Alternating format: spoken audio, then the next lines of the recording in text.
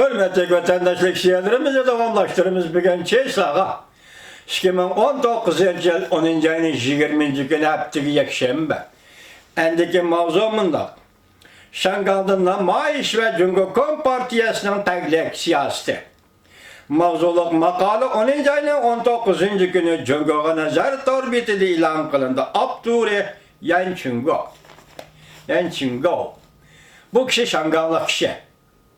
Hazır siz biz kızıkıvatkan bir nokta Şangal'daki bu namayiş Şangal'lık bu vaka ya bu talep kılıştı bu köreşlerin ahırı kandak neticeliğidir. Kandak ahırlaşıdır. Cumhuriyet Partiyası kandak ahırlaştırdı. Biz muşu mesele doğrusu yüzümüzün göz karıştırımızla sözlük geldik, haberlerini sizlerle sözlük geldik, bir vatandaşlara. Bu nezrivilik yok kurak seviyede yazılan makaleyken Go. Bu adam Şangal'lık adam. Endi biz Şangal'ın vaziyetiga Şangal'ın özünün göz karışı için birleşiyette yarıldık. Vatandaşlarını anlaşını ümit kılgan. Makalamında başladı. Namayişçiler memuriyet başlığı Linjin bilen diyalog ilişkiş gerek mi yok? Bir hüküm şu ki memuriyet başlığı Linjin namayişçiler yol koyam diyor. Bunun Linjin birleme diyelmeydi. Onda da sonra bakaylı ki Cumhuriyet Partiyası Şangal namayişçileri yol koyam diyor. Desep de biz namayişçiler 5 türlük talep koyduk. Cumhuriyet Partisi ile Linjin yol koyuşu mümkün de perez kıldık. Neticede Linjin azrak yol koyup yavuz bir parça kanunu emelden kaldırdı. Mesela biz namayişçiler başlanış bilerle hükümet yol koymaydı. De perez kıldık. Hükümet yol koymaydı de perez kıldık.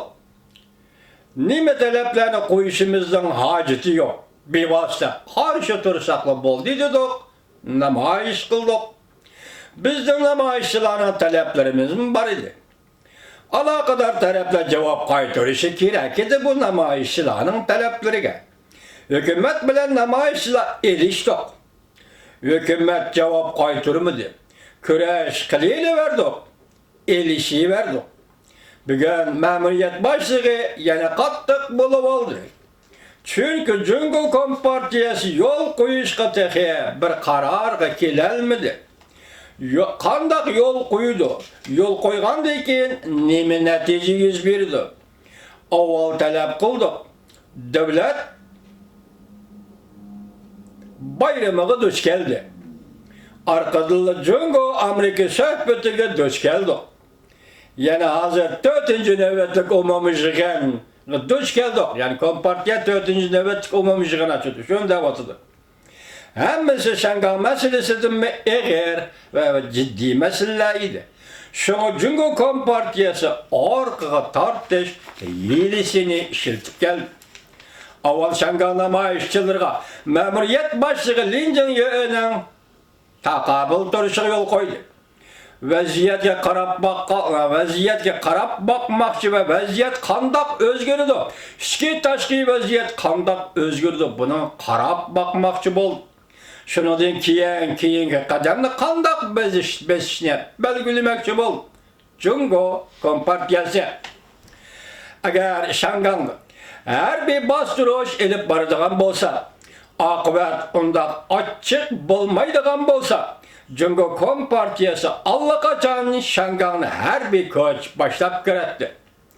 Çünkü bunda bolganda bek adli ve bivasıta ebedilikte el bulduğun siyaset bulup hesaplanattı.